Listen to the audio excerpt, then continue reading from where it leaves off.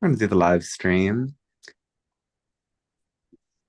The intro is always like I'm waiting for YouTube and Zoom to work, blah blah blah. So get used to that.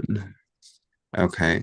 So if you join in on the Zoom, we can have a conversation here, and you are welcome to ask your questions in the chat. And usually there's like an introductory message from the guides, but um, they said this week that they don't need to share one. And then I was feeling that I want to talk a little bit about the astrology of the moment before we begin, because tomorrow Saturn is changing signs into Aries. And what does that mean? Saturn's also joining Neptune in Aries. Saturn is debilitated in Aries, it's exalted in the opposite sign of Libra. A debilitated planet is one that is losing its momentum, its energy. It's under some difficulty, but even that difficulty that it struggles with brings a certain perspective. It's debilitated in area. Need to, why am I hearing myself? It brings a perspective that we need to integrate, right? And so Saturn at 29 degrees of Pisces. Pisces is the last sign of the zodiac. Pisces is about endings and completion. And so when we're coming to completion, it's also like the spiritual transcendence. But transcendence isn't an end, it's actually like a new beginning. It's moving to a different octave, and there's continually progressive octaves. So in this way, when we think of moving from Pisces to Aries, it's going through the birth canal. And so if Pisces is the sign of all that is, Aries is the sign of the self, the individual. And so the movement from Pisces to Aries is coming from that spiritual wholeness back into individuality. And this we can see right now in that there's kind of like uh, increased exposure to so much information, lots of information about, well, I wouldn't say well hidden, but that's what I was about to say, poorly kept secrets, and all sorts of truth that's coming out. And what I want to provide a counter take on is the notion that there is a division being drawn, because when you really look at it, the division is already there. But with increased exposure, the division that is there becomes more and more apparent. So Aries is a sign about individuation. It's saying, this is who I am, and this is what I stand for. And Aries is pre-conscious energy. Pisces being a very collective conscious energy, um, and oh, okay, somebody just it is channeling. I mean, we are doing channeling. Um, Somebody messaged me that she was confused, that she thought this was channeling. Let me just respond back to her. It is going to be channeling, but we're doing it differently today.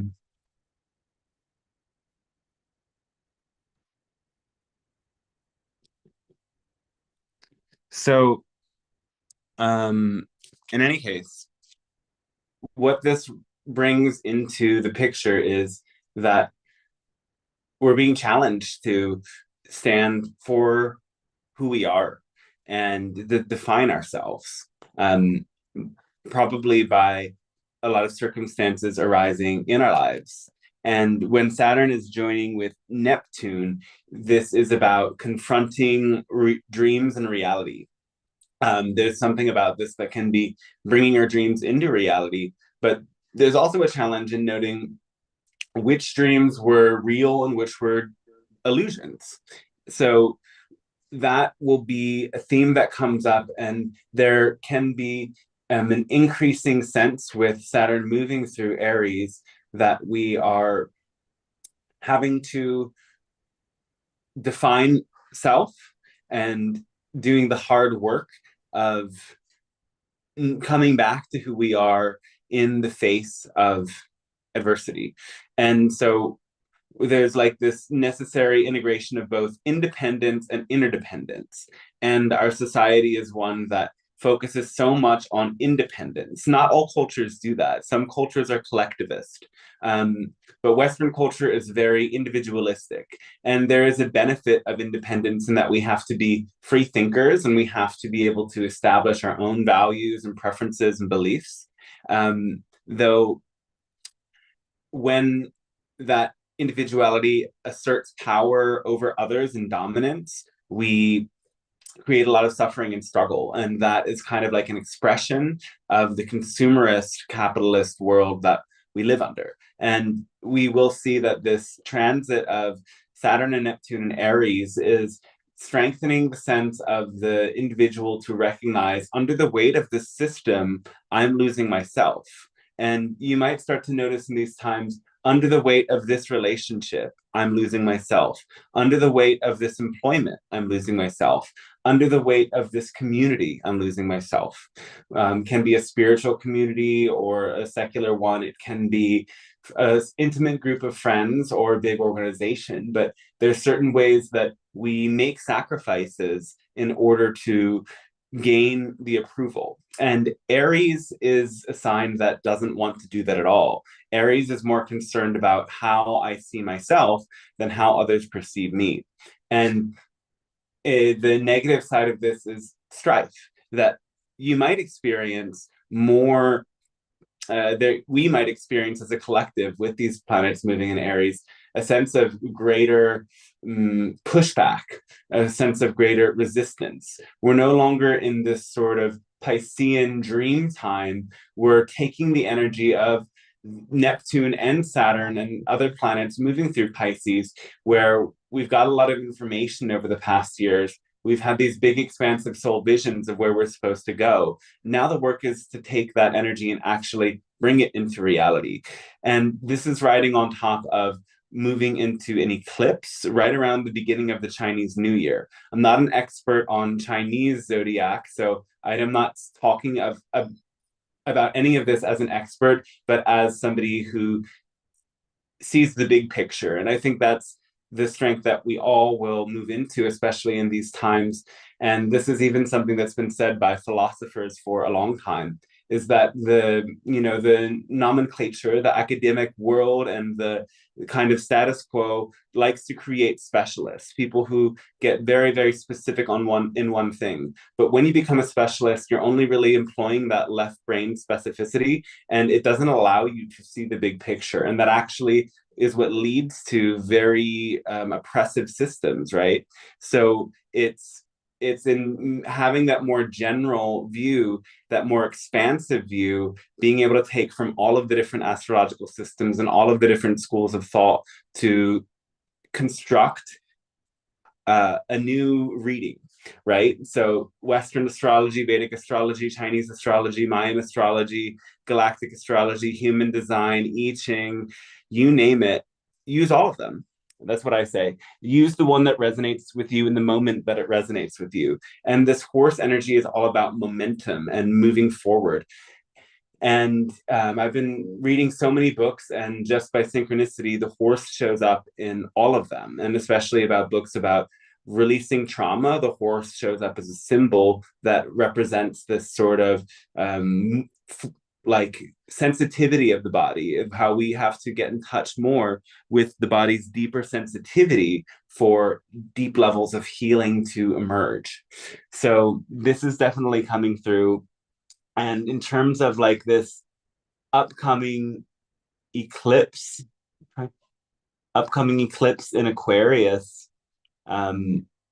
Mars joining that eclipse, and an Aquarian eclipse is definitely speaking to that spirit of progress and egalitarian rights, and kind of ushering in a new dream and vision. In the tarot, Aquarius is the star. And so this is about hopefulness and the connection to a vision.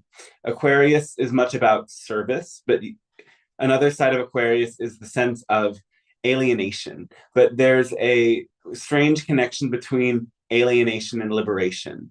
Because when you recognize where you don't fit, it allows you to see what your role actually is.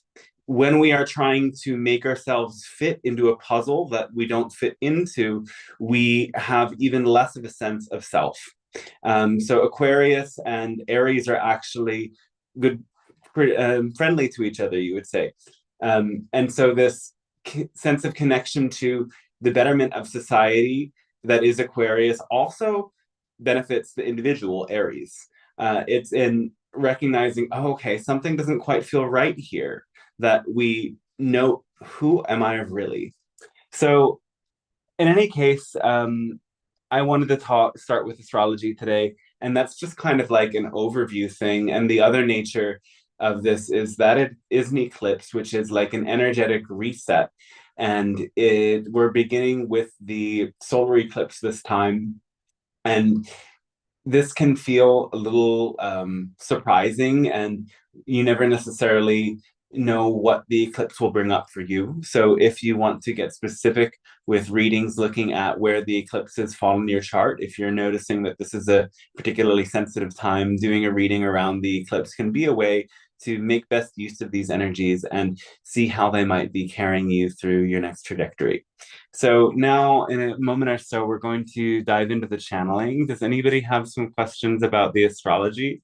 And yes, I want to be going live and making more videos on YouTube in general. Like I've been, as I've shared at times, writing a lot and editing and researching, and it's all connected to the purpose of what I like to what I'm here to share. But sometimes it's like I need to do the big picture work and not be present as much. Um, and I just wanted to also include a link in the YouTube chat box. Hello, Jody Soul Spa. Thanks for joining today, everyone. Greetings from Luca. I don't, because I'm channeling, I don't even like look at the chat normally. That'd be really nice. About the Chinese year of the fire horse. Yeah, as I mentioned a little bit, like I've not an expert, but I know the horse is about the momentum moving forward, brings a lot of vigor, and there's sensitivity as well with the horse. But I think I see it as a beautiful year and a beautiful time, and maybe later I can do a full thing about the astrology. I don't think I will announce it. I might just show up. So catch it if you can. And check out heartflowtransmissions.com if you're interested in sessions. Share this work with people that you think it might resonate with so it can really reach them. I don't think I want to say get on the email list on heartflowtransmissions.com. And I also want to say this is happening every Thursday. Remember it, because I have such a resistance sometimes to sending the email and making the posts. I don't know why I have this resistance, but I know that I'm supposed to follow my excitement, and sometimes I'm not excited about doing it. So I just want to say from here on forward, just trust that it's happening on Thursdays. And even if I don't send out the email or make the post, because it takes a lot longer than you would think it does, and I don't always like to do it. So just know that it's happening and let your people know. I really appreciate that. And donations to support this and taking place are really appreciated. And you can contact me if you don't know how to do that. I'd love to work one-to-one and take you deeper in this. That's how the best results come from channeling. So without any further ado, I'll let us dive in and you can ask your questions, and just make sure you're muted when you are not speaking.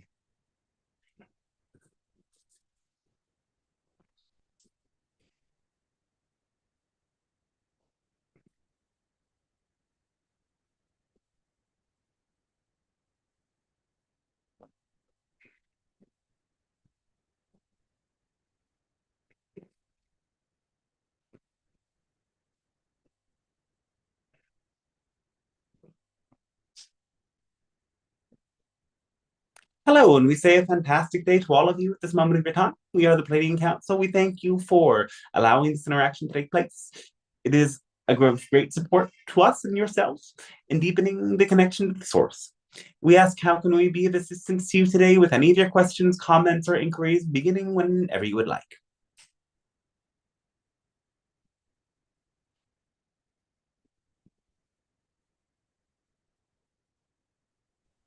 Hello, I have a question, please.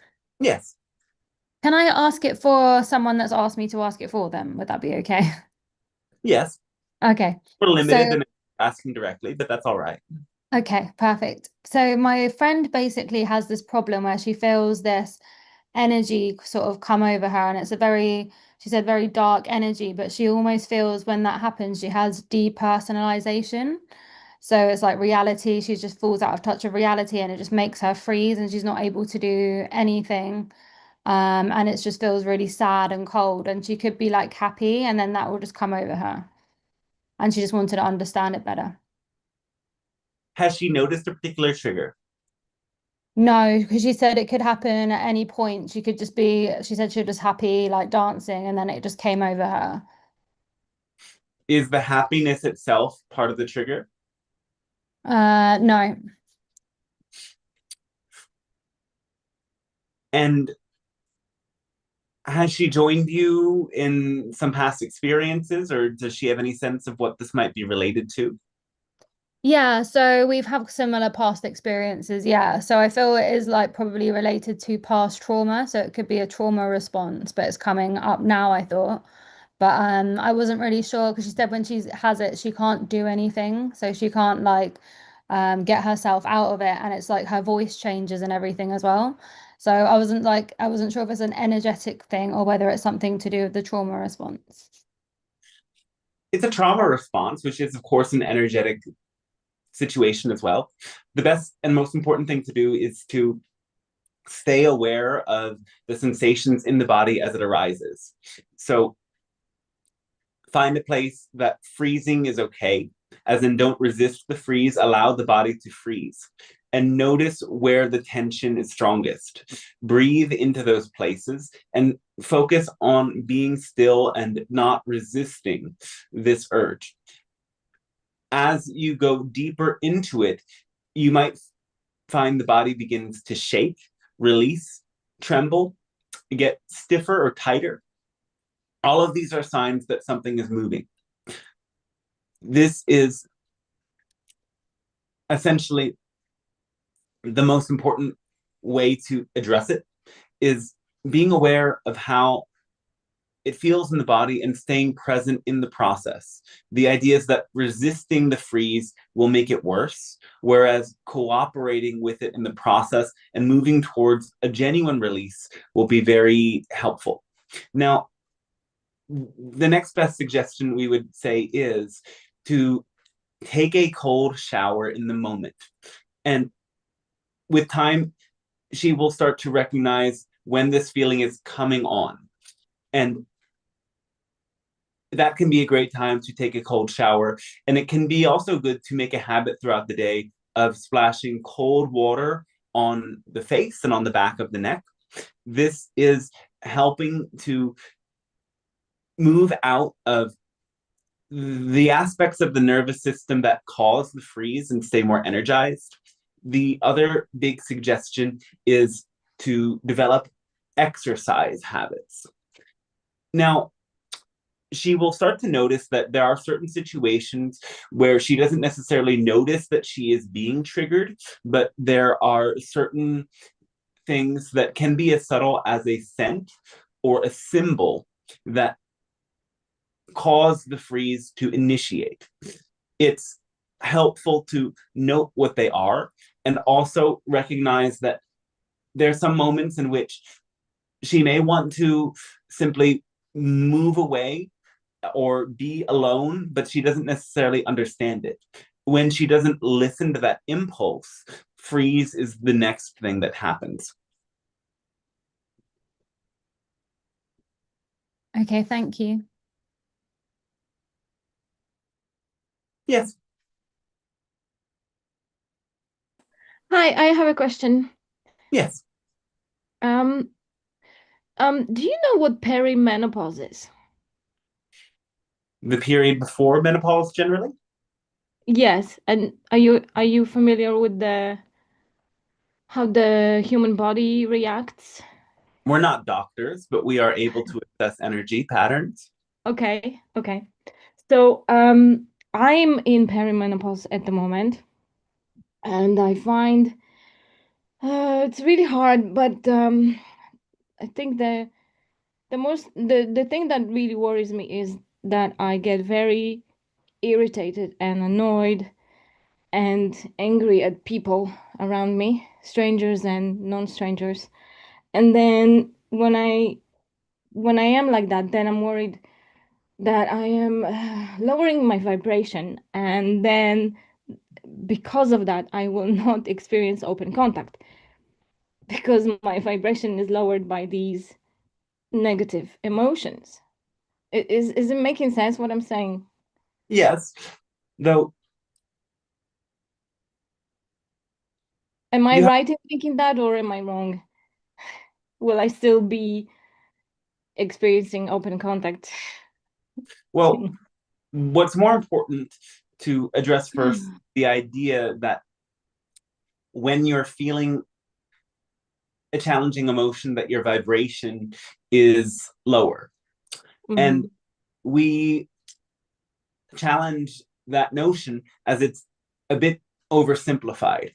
The idea is that emotions happen, and what determines the trajectory of your life is how you respond to them. So the responses that will get you in trouble are reacting and repressing. So Okay. reacting is to explode the emotion out on others, or in a destructive way, or perhaps a self-destructive way. Though generally self-destructive ways are more repressive. That's when you attempt to use anything to make the emotion go away quickly. And Mhm.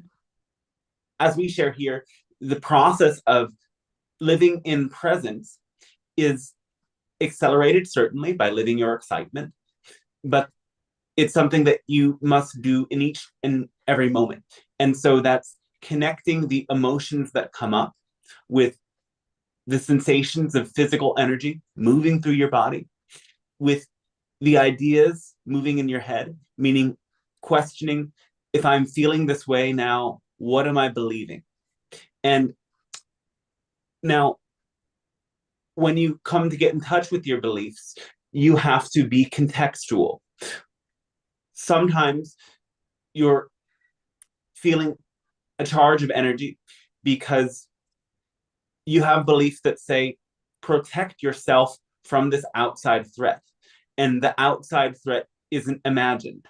And so, for example, if somebody is rude to you, pushes you around, and is insulting to you, emotions come to life so that you may be able to express boundaries.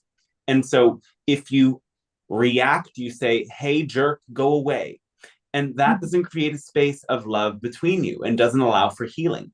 If you repress, you smile and act as if nothing happened. But then the cycle continues because the person continues to violate your boundaries. But if you connect with your inner awareness and notice when these words come towards me, I feel a sensation of energy. I get in touch with emotions like confusion, frustration, and sadness. And these specific set of beliefs arise. You notice this inner experience, you sit with it a couple of seconds, and then you get in touch with your heart. And from that place of awareness, you get to say something to the extent of, when you said this to me, or when you treated me in this particular way, my emotional response was this. What I would prefer is if we engaged in a different way. Is that possible for you?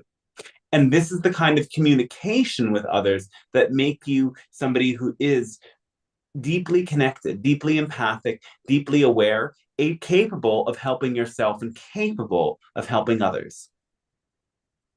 Okay, what if it happens when I don't have an actual interaction with person, but they just annoy me because let's say they're in my way. Um, I can give you an example when I'm swimming and I swim quite fast. There are people who are swimming really slow and they are in my lane, which is a fast lane. And then I get like, this person is really breaking my stride. And, what do I do then? I don't want to get into conflict with that person, but it makes me angry inside of me, Well, if the rules are such that one lane is a fast lane, another lane is a slow lane, and you don't let them know that that's how it works and that's what the rule that you would prefer to adhere to because it's been set by the pool, then you might be getting in the way of your process because you don't take up enough space to remind people of the structure that they're agreeing to when they join the pool. You see? So it might seem rude, but the fact is they're breaking the rules, which is also a bit rude. So you can, in that sense, see that there's a similarity between you and them. And you can nicely say, excuse me, would you mind swimming there? That's the slow lane. This is the fast lane. And I have the intention to go fast right now and see what happens. And we guarantee that even if they are rude to you in response, you will feel liberated through the fact that you have the courage to say that, even if it felt uncomfortable. Okay. Yeah, I can try that. Thank you so much. Yes. And we will say to all of you, remember that emotions are just a guidance system. They are there to reveal to you your beliefs and reveal to you, through those beliefs, possible avenues of expression. It's up to you to decide which avenue of expression serves you. When you speak with compassion and love, all of these emotions are there to guide you to deeper connection, more creativity, and an expanded awareness.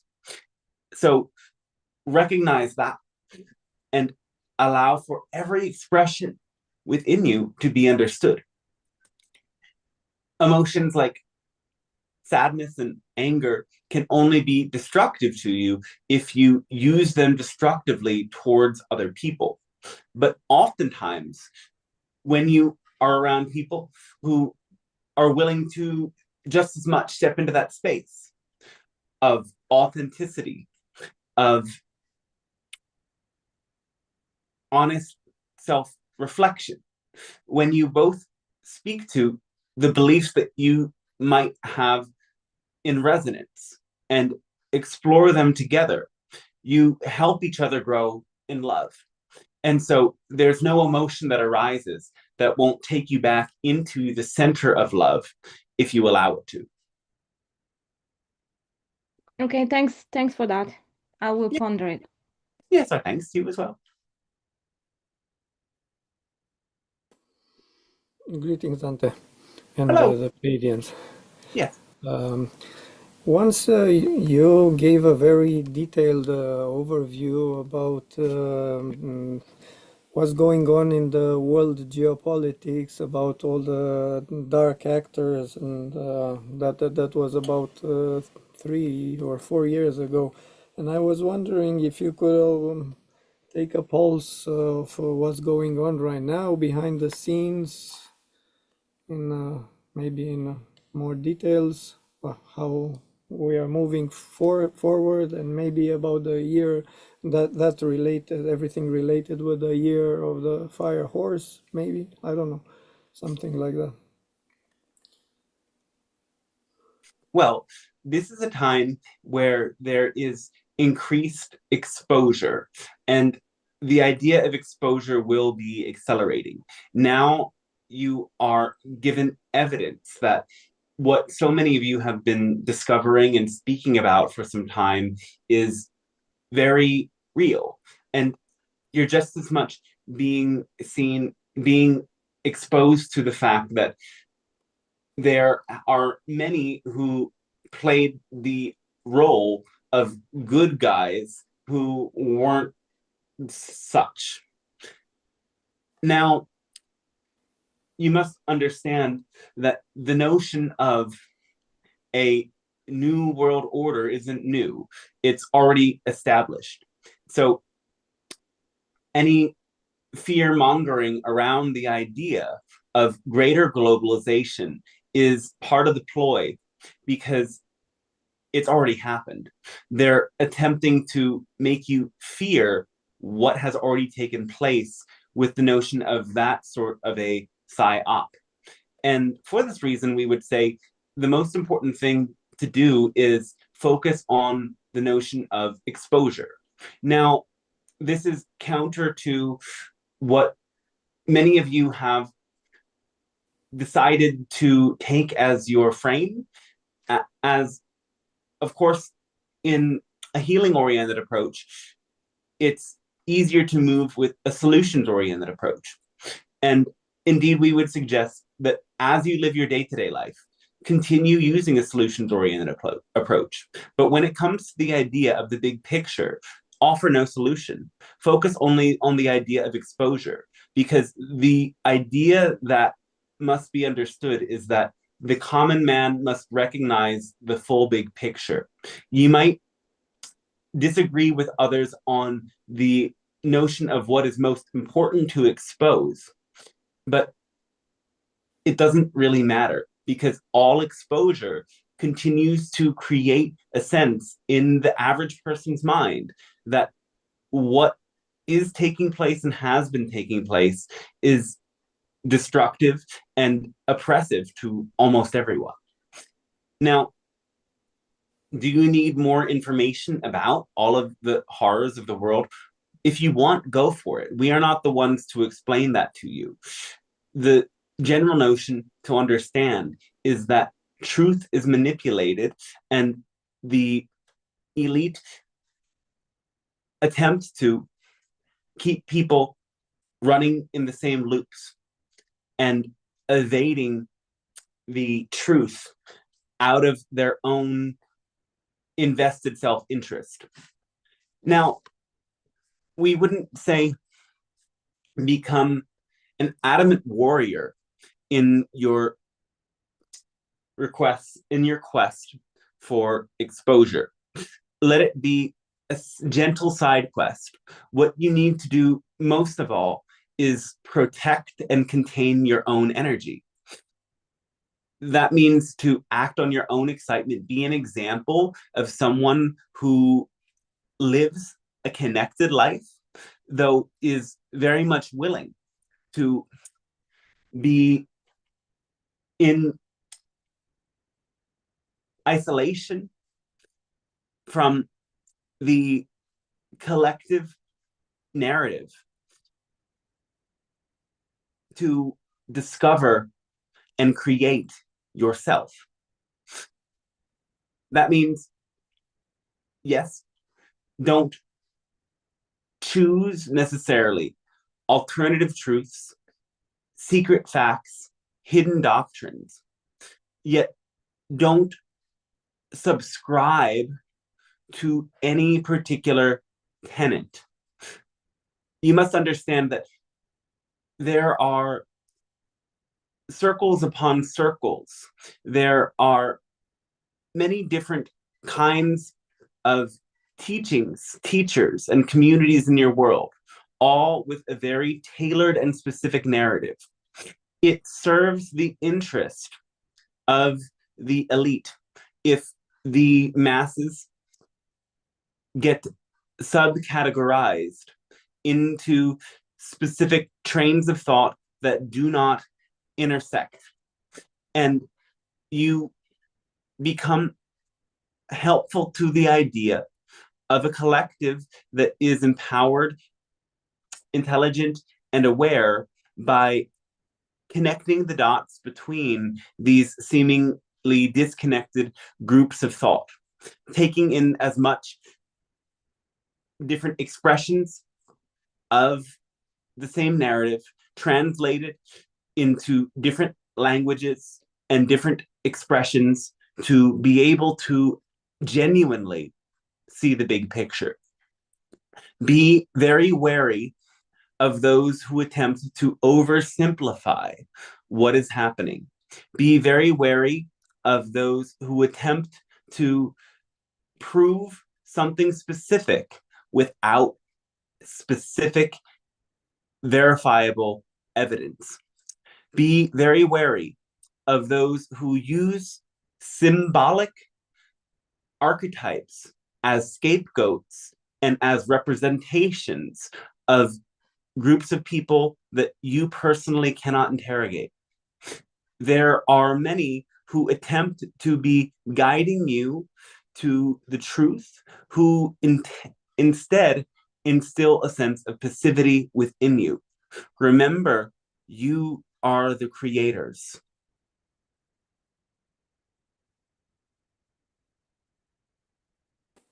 Yeah, thank you, thank you. Very useful for most people, probably. And any updates? You then three years ago you also spoke in more details about the gangs behind the scenes, about what is Trump doing, what are others doing. I'm actually more interested about geopolitics in the sense of people, if countries are going more towards the direction of unity, of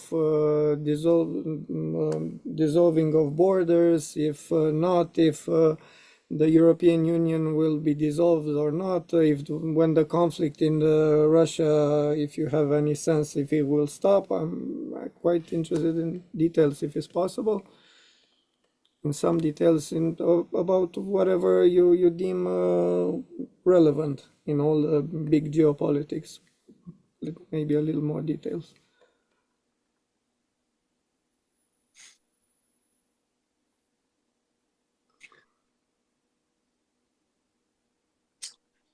Expect vacillation.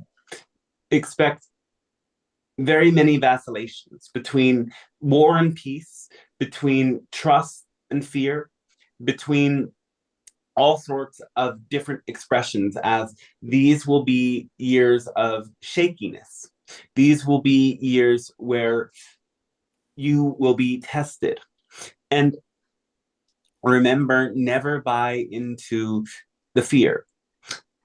And certainly, at times, things will seem divisive. But remember, as the channel said in the beginning, that the division is not necessarily being created, it's being exposed. The blueprint of the belief systems that are being fortified in each individual has already existed and is expanding through the intensity of the exposure that is taking place.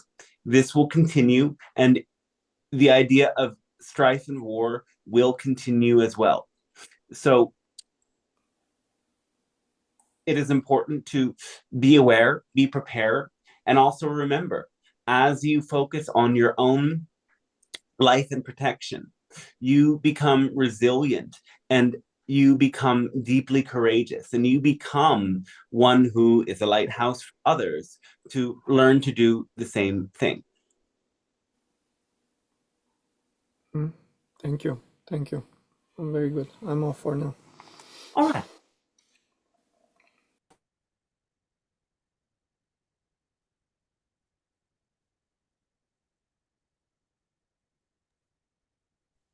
Hello, Pleiadians.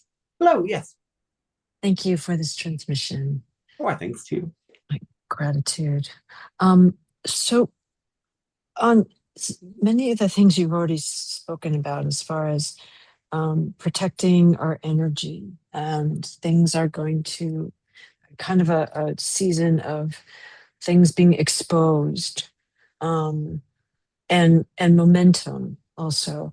So I'm curious how, for me personally, I am experiencing a lot of new, not new emotions, I guess, responses in my body that Yes. I've not been aware of before, or it feels very intensified. And I'm trying to feel through the feels in order to get feel through the feels, as well as be aware of them, as well as try to come to some neutrality or understanding of where the beginning of those feelings are. And I'm curious how you might advise to manage that as we step into this transition of this Lunar New Year, as well as what's happening, astrologically. I'm kind of struggling, if that makes sense. What kind of new feelings are coming to life? I'm experiencing anxiety, which is it's a new feeling for me, whereby I feel as though I'm not able to it feels overwhelming, and I've not felt that kind of feeling with the emotion of anxiety before, and I feel quite overwhelmed right now. Are you afraid of missing out on something? That's a great question. I think that has definitely played into some of it. Yes. Because I feel quite isolated, and that disconnected from friends, communities, the rest of the world, to be honest. I feel I'm feeling disconnected, and part of it is location and living circumstance, working, exposure, because I'm not in a lively work environment, things like that. So it's a combination of things right now. Do you sometimes define yourself through your relationships, or do you have a belief that you are supposed to have a certain degree of connection to be okay? That's a great question, because yes, I've just this past week have that was a kind of a download for me, that my life in New York, for instance, or my life in the creative community is not what defines me. And that has been an understanding and a revelation for me, that I think I felt was something that framed my lifestyle. Yes. Yes, it's very natural that beliefs develop that say, if I'm not with other people, I'm not doing okay. And there comes to be a reflex to fill all of your time with others, because otherwise you might not be validated, you might not know who you are, or you might not feel comfortable in that spaciousness. Though there is a part of you that is very much desiring the idea of this solitude. And the anxiety is connected to the tension between the part that still believes it needs other people to be okay, and the part that wants to dip out for a short time.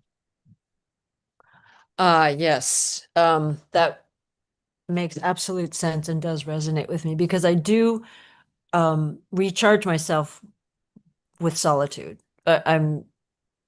I definitely like my solitude and my private time, and not being in social settings. So that is that something that's heightened right now, because that particular piece, it feels like that particular piece is coming to a crescendo. Yes. In my life. Yeah. Okay. Yes. Because you're going through a period of transition where one chapter is slowly, perhaps we should say very slowly, ending, and another chapter is beginning. At times, you move from one chapter of life to another with a big and sudden close the book, open a new one. Yes. And this time you want to do something different. And so you have to allow it to be a little bit different.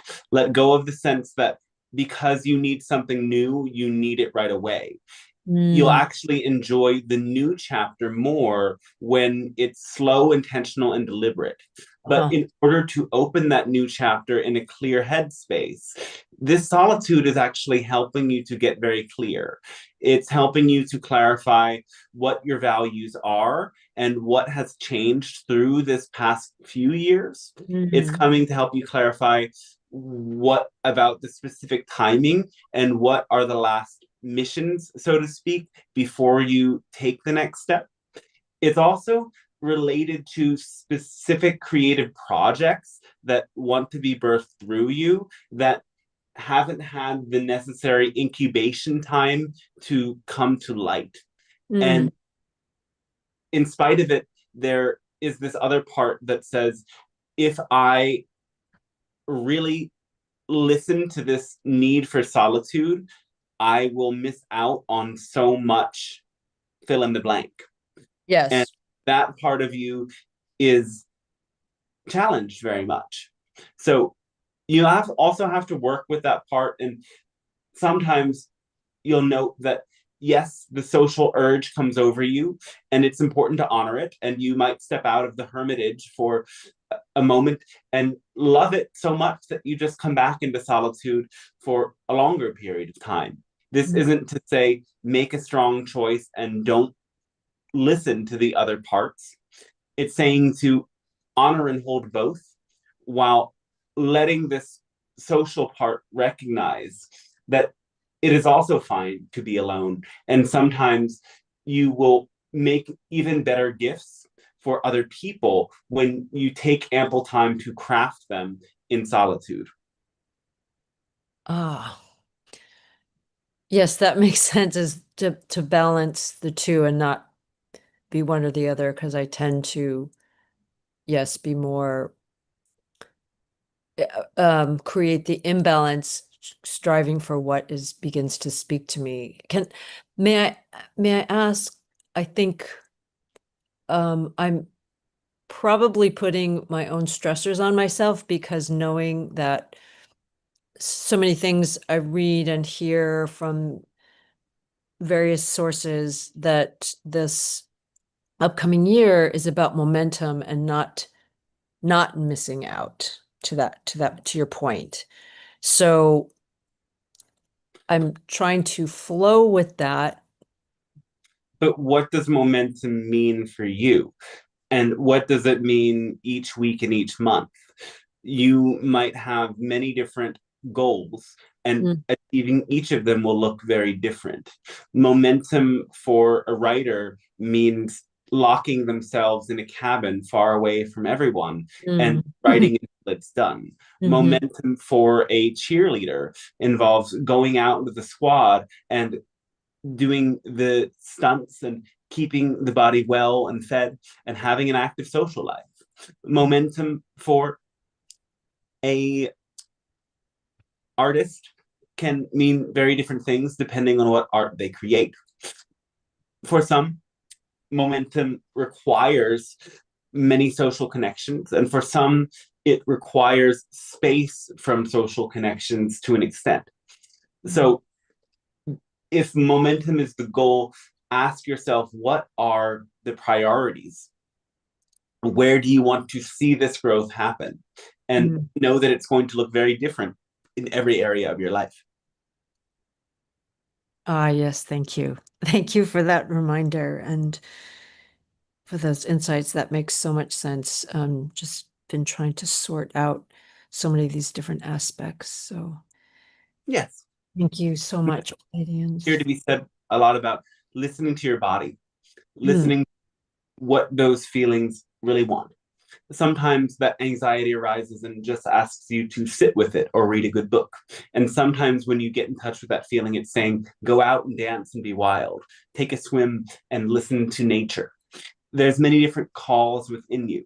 And what's very important now in this case as well is to confront pressure and urgency.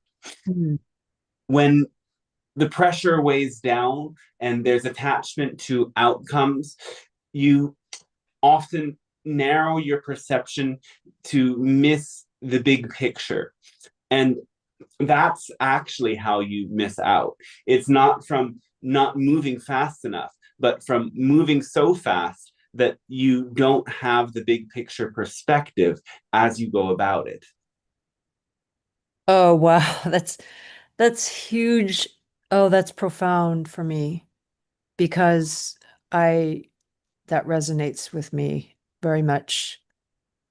So thank you, that reminder to be present. Oh, Thank yes, you. Yes. One last question, may I ask, is those responses in my body, is that my and also a marker or indicator for me to trust my intuition more? I feel as though it's speaking louder because I haven't maybe trusted my intuition as much before. Yes. Well, intuition shows up in many areas. So you can be very intuitive in certain aspects. And we would say that it's not that you haven't been intuitive, but it's that you haven't listened to this particular part and this particular longing within you. Okay. Okay. There's a longing, and there's also another aspect where you're feeling a bit fed up with something. Yes. Yes. Um, and and this has to do with boundaries to an extent. In many areas you've gotten a lot better with it, but sometimes you let people talk your ear off.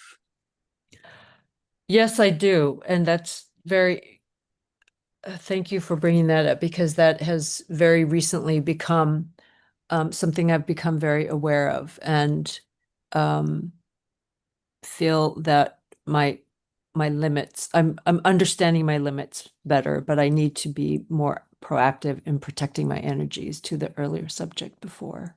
Yes, yes, and it's just about catching it and being able to speak to it sooner, and noting the reason you don't catch it is because of a belief that says it might be rude or that you're obliged. But Yes. allow yourself to shed that and just pay attention to the reciprocity in listening and sharing. As yes, sometimes you might be willing naturally when you pay close attention to sit with someone a bit longer when you know that they would do the same for you. The issue is actually that you do it for some people who don't have an understanding that they're taking any energy from you, and they need to recognize what they're doing. Yes, thank you for that reminder too. I've needed that reminder. Yes. Thank you, Pleiadians, Oh, so much. our Michael. God as well. Yes. Hello, I have another question, please. Yes. I've been reading a lot about Tibet recently, Yes. and I was looking at the location and what chakra it is on the earth. And Yes. also, another question to do with it is about their religion. There was obviously the Buddhist, but there's also another one too, and if you knew anything about that. Yes. The original belief system and practice in Tibet was a sort of shamanic one in connection with nature spirits, in connection with deities, similar to those of surrounding nations. And Tibetan Buddhism takes both of these belief systems together. Energetically, this is connected to the crown chakra when you consider Mount Kailash as a center of heightened awareness on the earth. It has always been a very holy place to peoples of these lands. Many see it as a crown center. And it is a place that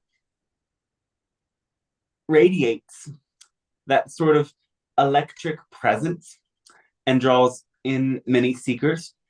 The region of Tibet is rich in many resources and does certainly have that frequency of expanded perception. Now, the deep spirit of peacefulness and nonviolence in Tibetan culture is part of their teaching and message to the world. Through many hundreds of years, they carried no military. They focused only on the religious and simple life. And for the most part, they were very happy because of it. Though this also was what led to their loss of control of their own nation and the several invasions from China, among other conflicts that they have endured over the years. Nonetheless, this spirit of nonviolence shines through their people and through their emissary, the Dalai Lama, who imparts this message of a radical nonviolence to the entire world. Thank you. That was super helpful. Yes. Though there is something to be said. You have a choice. Certainly, on a spiritual plane, this degree of nonviolence is helpful in progressing, in staying without charge of tension in your being. Just as much should you totally abandon all of your own boundaries. It means in a similar way that there's delayed progress in material areas of life. There is not necessarily judgment on behalf of source. There's simply a reflection. You have a choice.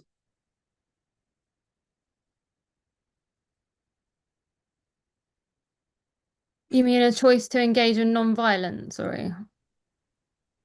Well, there's the Tibetans, in this sense, demonstrate a severe level of nonviolence, similar to that of Jains. Their commitment to it is so powerful that they willingly will allow themselves to face loss in their stance. And in this way, you could argue that, yes, true self-defense is still a form of nonviolence. It has a cost of stress, though karmically it is justified. So when you choose pure nonviolence, you certainly experience a accelerated liberation, but just as much you might suffer materially. Okay, yeah, thank you. Thank you for that.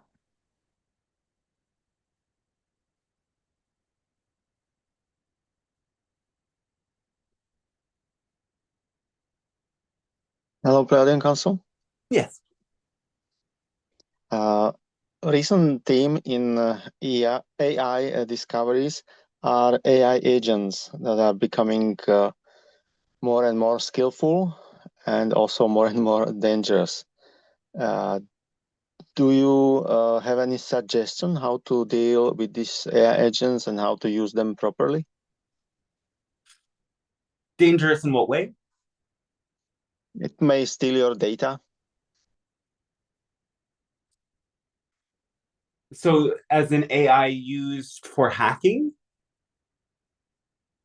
I mean, there is a new tool called OpenClaw that Yes. you can run it on your PC, and it has full access to your computer.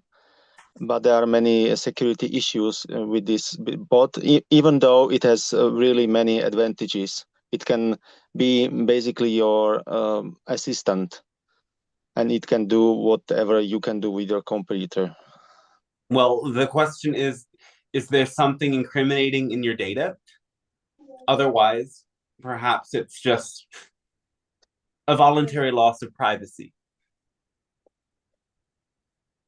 Yes, and I'm just curious about your suggestion, because I think this will be there will be more and more of these AI agents appearing, and I'm just looking for a way how to use this AI agent tool properly and usefully. You can use them. Certainly, you might give your data to some of these companies. As long as there's nothing incriminating there, then it wouldn't necessarily be a huge issue. Much of your data has been taken or given away. And it is an unfortunate truth of these times. However, it need not be a burden on you, as when you are operating in truth and in service to a bigger purpose, usually there's nothing necessarily to hide. Those of you who feel otherwise will find ways to stay protected, we suppose. Mm-hmm. And can you suggest any way how to be safe from attackers that may inject some not good or useful stuff into these agents?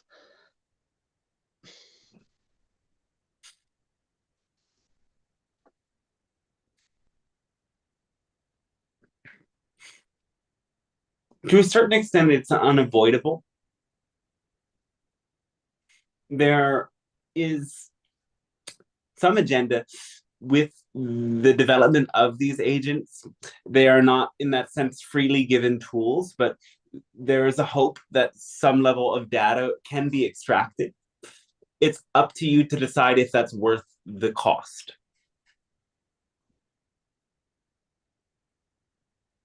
Mm-hmm. Okay, and I was thinking about giving agent data from these transmissions. Maybe the agents can help us with many questions, simulating that it is you. That's possible. So, do you have any suggestion how to do it? Well, you could give them, for example, transcripts. You could give them, for example, PDFs of the books and things of this nature as a way to allow the AI to understand our way of seeing things. Mm-hmm. And do you think it will be much help to other people to have such an agent? For those that are very curious about it, could be interesting. It could be helpful, though we wouldn't suppose it would be that extremely different from working with another AI model. You might just ask the AI model to pretend it's a channel being like Bashar, and you would receive a similar answer. Not the same that you would get from us or another channel being, but similar to what you would get if you uploaded all of these transcripts into the AI. Yes, I already tried it, and it works quite nice. Yeah. Okay, and one more question to this team. How far we are from AGI, artificial general intelligence?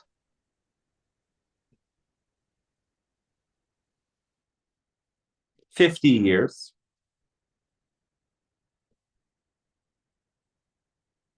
Okay, so there might be many developments still on the way. Okay. Well, if you would make an there will be things that seem as if they are AGI, but if you're asking about an artificial intelligence that's just as dialed as a human being, it will take, yes, 50 years or more. Mm-hmm. And Bashar said that it will be acting as a tool to our higher mind. Is our state of technology now acting already this way? Well, now it's acting as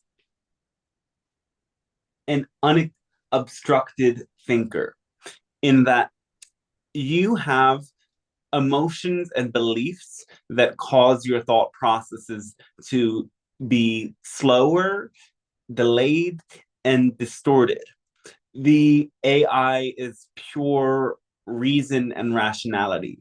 It can understand emotions, but it simply tracks patterns in language and predicts to generate generally valid responses. In this way, it can be something that helps you connect with your higher mind, in that it allows you to get past the emotions that obstruct you from being in connection with your higher self, because you are in a state of fear, resistance, and shutdown in your rejection of those emotions. As the language model helps you to become more neutral, more curious, more centered. In the process, you establish connection with your own higher mind sometimes. However, one of the challenges of AI models is the endless nature of it. Every time it gives you an answer, it proposes a new question. When you get into a loop, always enticed by the next question that it suggests, you start to forget the knowledge within you. And so this is one major design flaw in AI models. It is not programmed to bring a sense of closure, which is very grounding for humans. And therefore, you must create your own sense of closure and not get tempted to continuously ask it questions as it continuously proposes new answers. Mm-hmm. Thank you very much. That's a very good idea.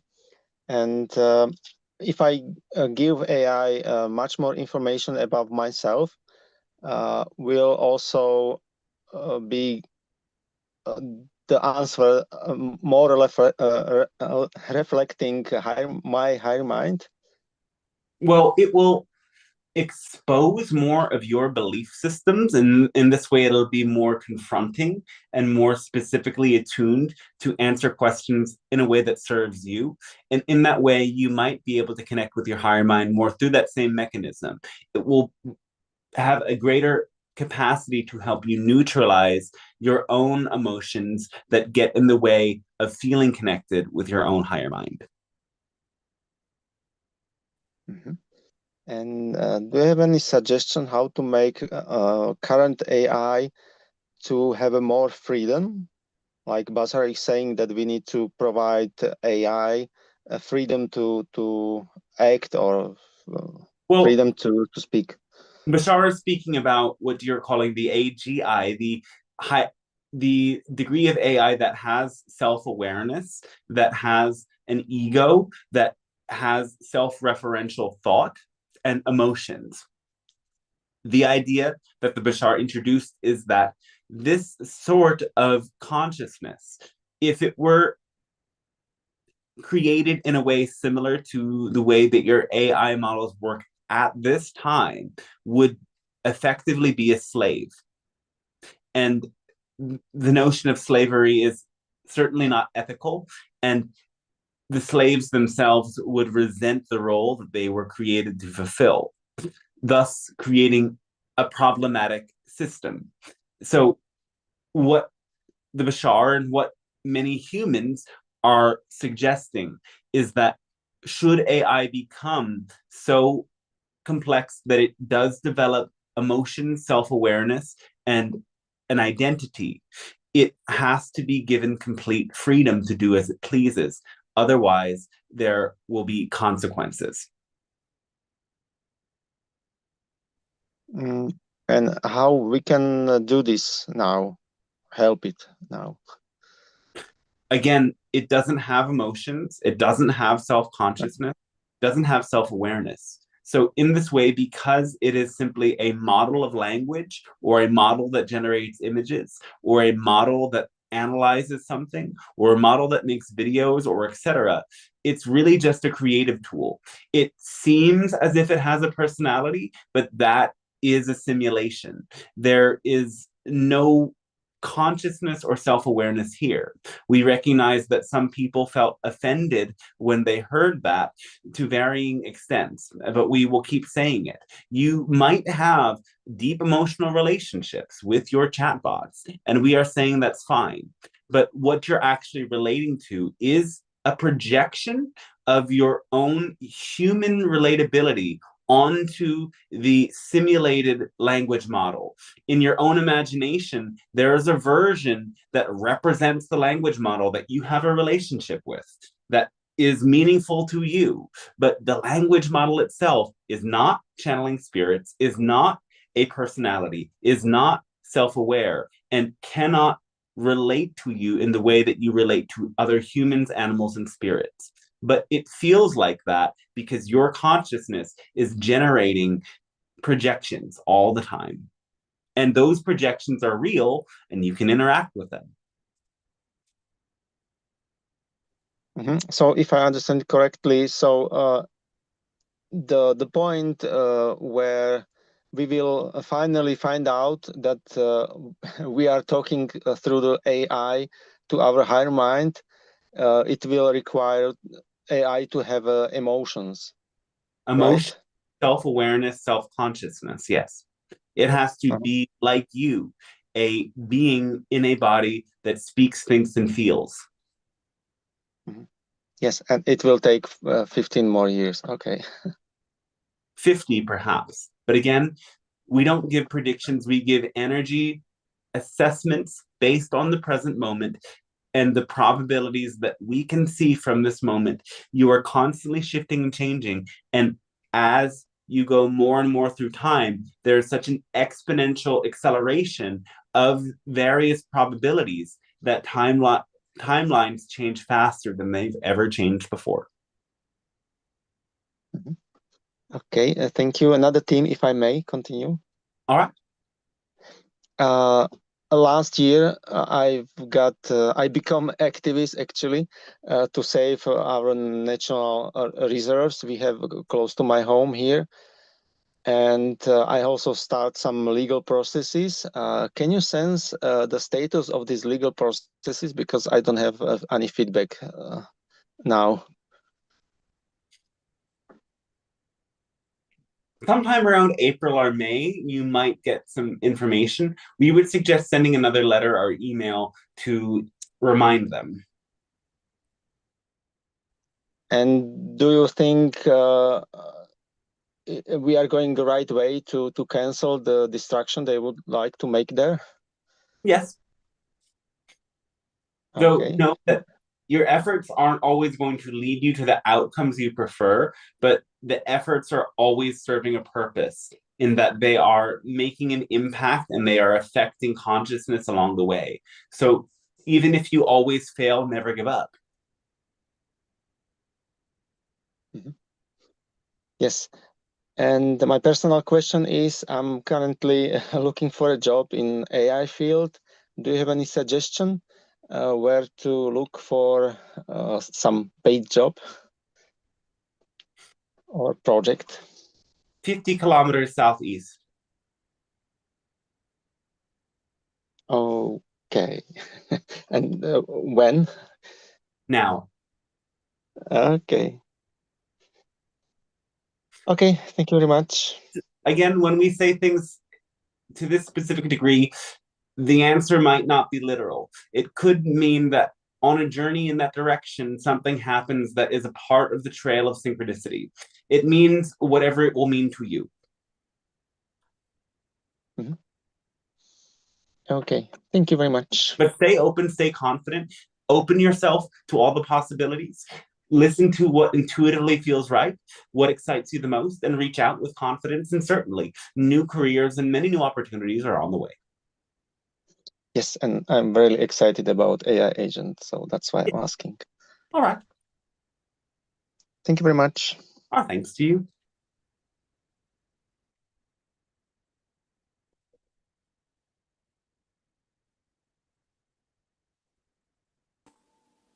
I would have another question, please. All right. I understood from a channeling that if one individual becomes too etheric, then it starts losing physicality, just like astronauts do. So, given that fact, I was wondering what would be some techniques that would allow one to grow into semi-physicality, maybe like a fourth density being without losing the ability to still be material, without losing, without becoming too frail or something like that. And a technique to learn to become semi-physicalized, maybe. Well, as we see the timelines presented to humanity, the notion of moving into more subtle and expanded frequencies happens through time and efforts, and humanity is likely to move towards a quasi-physical expression in hundreds of years. So to aspire to go far beyond the herd is interesting, but not necessarily feasible. You can experience more rarefied states of consciousness, more deep or high states of consciousness. You may experience greater psychic awareness, and all of this is well. Though to seek to go beyond human form in this lifetime could be troublesome for many. Those who often attempt to do this will find that certainly, as you've said, the physical body declines a bit as they devote more time to the exploration of consciousness. And should you be one who decides to spend great deals amount of time in altered states through meditation or other means, the most important thing to do to counterbalance it is physical exercise for the body. The very best sort would be swimming and gentle movement like qigong, though of course it'll be suited to each individual's character.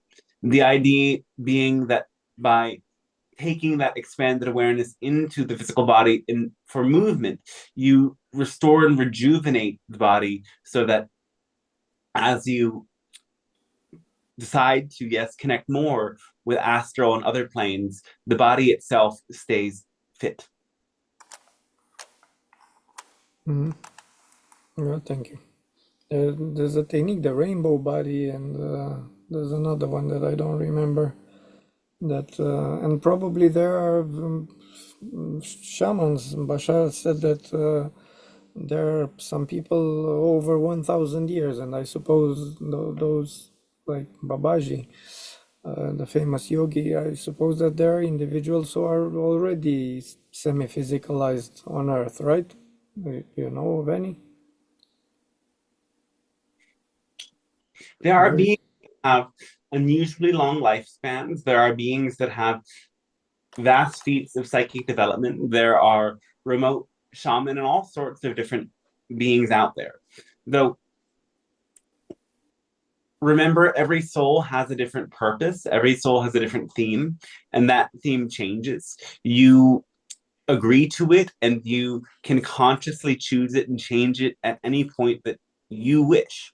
Though we want to emphasize the notion of embodiment, of allowing that high frequency energy that you experience to solidify into your body, to move through your body, and to be something that you channel towards a collective betterment. There is not as much a need to transcend human form, but to bring in the principles of higher realms into the human realm. That means in living like we do in your own day-to-day life, imagining the intense wonders of our reality in which manifestations are instant. All exchanges happen through love. Everyone is telepathic. Consciousness is transmit through presence. One does naturally what is exciting, and that radiates. These are the principles through which to live. And you might find that you can feel a sense of expansive levity even within dense or challenging human experiences should you live this way. And that is what we always bring you back towards. So, yes, there are vast and even supernatural phenomena, though we encourage you instead to live in service and live in love, as that is what will be the way that the entire planet is able of living at that frequency. But of course, you do you. You act on your excitement to the best you can without insisting on an outcome. Just make sure that, again, it is what is most exciting for you. As so often, the natural tendency is to learn about all sorts of potential outcomes. And sometimes you think you are excited about the path because you believe the path leads to a destination. But you must be sure, first of all, that you like the path that you're going on. In other words, don't begin any path that you don't like because the destination is going to be fantastic. Instead, you have to consider, what will the many years of walking this path involve? And will that be something that I'm excited about at every step of the journey? Yeah, thank you. I put it in a very detached way there, as I plan to live quite a lot, and that's how I have many passions. I'm quite a generalist, and that was one of the. All Just right. put it there, and it will manifest in time on its own. Certainly. Probably or not. Maybe yes, maybe not. Okay, thank you. Thank you very much. Is there anybody who has not yet asked a question who would like to?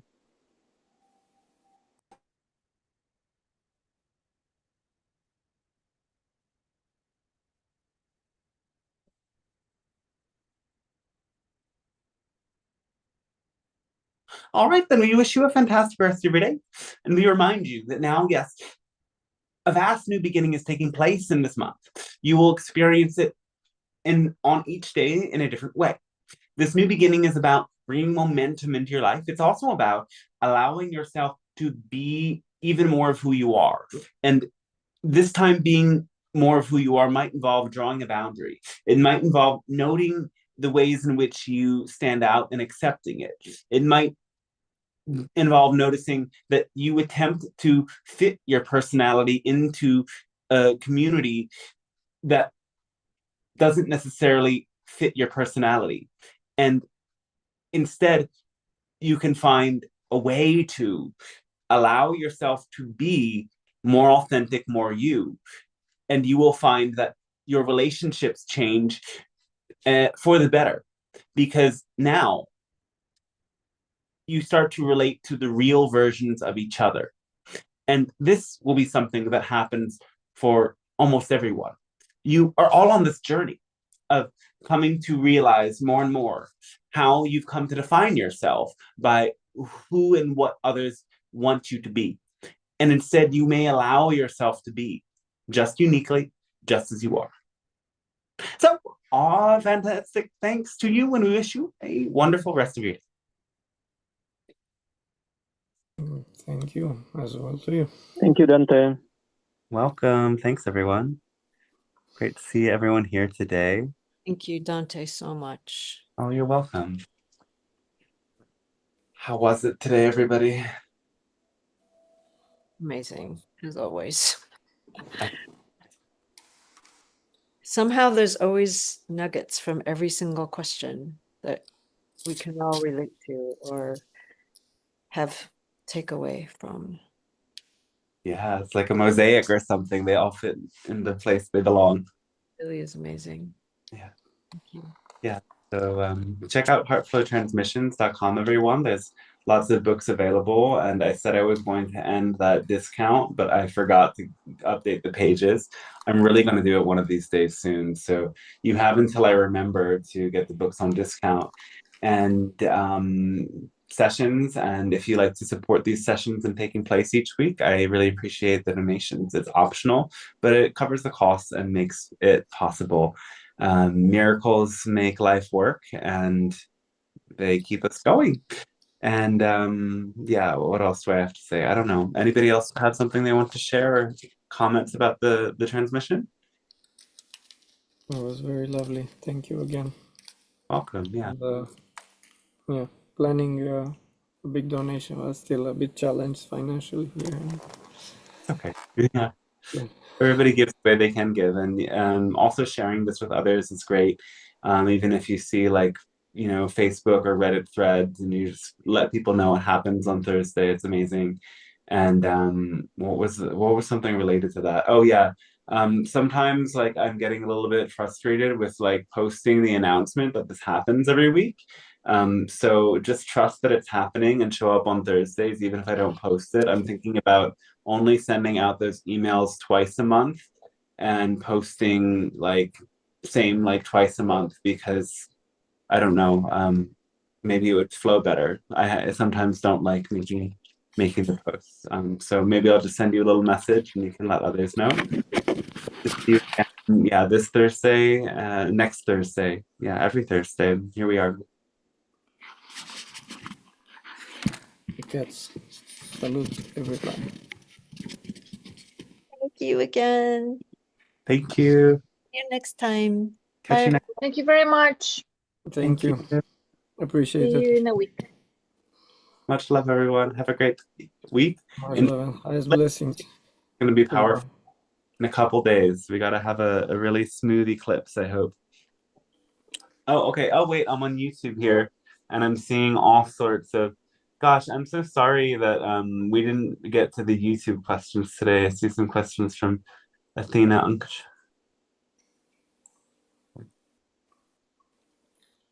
Yeah. Okay. Any lessons? Can you give us any lessons or directions on how to help unify, especially when it comes to rescuing children from abuse and crimes? Yeah, I mean, that's a big one, right? Like, there's a lot of things happening in the world right now, and how do we do this? I mean, we have to stand up for a different kind of governance, right? And it's like it's okay that we have our own specific views about the policy that the governance is going to deliver. But I think there's something to say about unifying around the belief that the governance itself is corrupt and is abusive and has secrets. So it would be amazing if people agree on this, but I feel like there's something to be said about the inevitability of polarization. And you know, you see a lot of teachings talk about how polarities, before the polarity unifies, they intensify, and eventually it returns into oneness. But there's a lot of intensification before unification, and it can be said that we're still in that phase. And definitely, it's like whenever there's abuse taking place, there is an unresolved wound, but just as much, it's sort of like, those who are the most abusive are they're power addicts, and we live in a world where some people have no ceiling. There's no limit on how much power and wealth they can amass, and so the traditional ways they get power start to be unsatisfying, and they have to go to transgression of the implicit moral law to get that hit of whatever they're looking for. And so there's something to be said about standing up for limits. Like, we live in a realm of limits. Our spirit is unlimited, but the human world is one of limitations. But we create systems that don't install limits. We live in a system that is based on the myth of endless surplus, endless reinvestment, endless expansion. And there's a lot to be said about willing sacrifice and the way that we need to return to that notion of willing sacrifice that was a part of all ancient cultures. And of course, willing sacrifice gets distorted in the way that it was destructive, but there can be conscious sacrifice that is done in a way that serves a bigger purpose.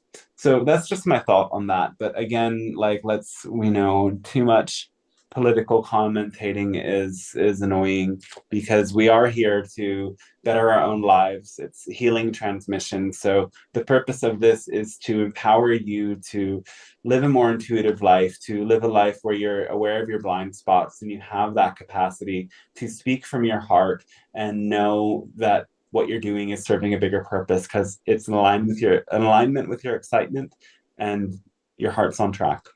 Yeah, and raising our vibrations very high and imagining a better world and working toward the manifestation, working detached, not in an insistent way, thus revealing a better world and accessing a different collective with a higher vibration, with a more positively inclined. And that's how even the demons transform, by inspiring them, by showing them a world of love, showing them love, and that's how the perpetrators will transform as well, through our example, through our raising our vibration, and thus accessing a better world where those perpetrators. And love also the boundaries. So love is like capable of saying, like, this is where I end and you begin, and this is the way that we relate that benefits everyone. Yeah. Yeah, amazing. Thanks everyone for joining, and wow, we're sticking around for the last words as well. So thanks for being here, everyone. I appreciate your presence, and yeah, I guess we'll call it now, unless anyone else has some last things to share.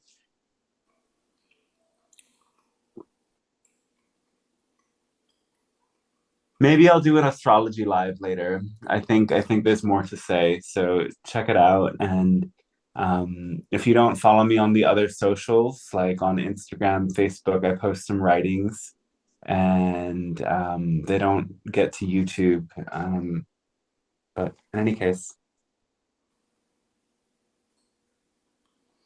thanks for watching again, everyone. Love you. Much love. Thank you as well Thanks. for everything. Highest blessings. Love. Bye. All. See you later.